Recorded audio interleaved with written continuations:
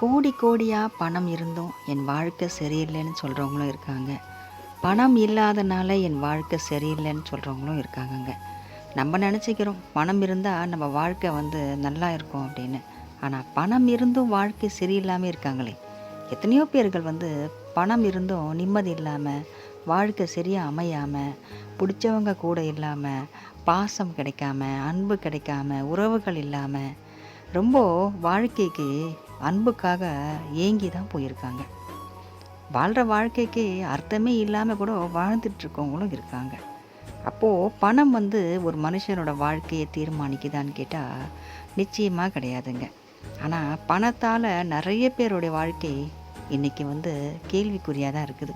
இந்த பணம் இருந்திருந்தால் என் வாழ்க்கை இப்படி இருந்திருக்கும், இந்த பணம் சமயத்தில் கிடச்சிருந்தா நான் இந்த வேலையை செஞ்சுருப்பேன், இந்த நபரை நான் கல்யாணம் பண்ணியிருப்பேன், இந்த பொறுப்புகள் எல்லாம் நான் சரியாக செஞ்சு என் வாழ்க்கையில் நான் தலை நிமிர்ந்து நின்றுருப்பேன். இன்றைக்கி பணம் இல்லாதனால என் வாழ்க்கை தலைக்கீழாக மாறிச்சின்னு சொல்கிறவங்களும் இருக்காங்க.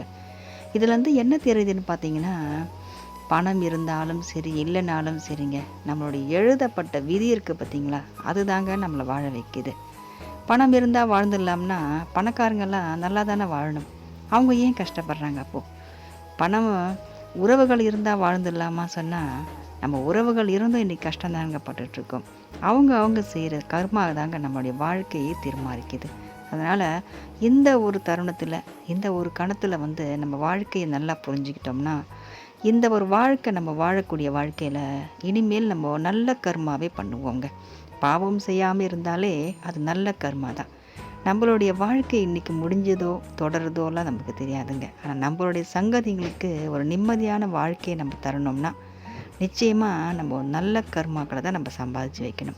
பாவம் செய்யாமல் இருந்தாலே நம்மளுடைய சங்கதிகள், நம்மளுடைய வம்ச வாரிசுகள் அவங்க பணம் இருந்தாலும் சரி இல்லைனாலும் சரிங்க, நிச்சயமாக ஒரு நல்ல வாழ்க்கை வாழ்வாங்கங்க. ஓம் நமச்சிவாயா. திருச்சிற்றம்பலம்.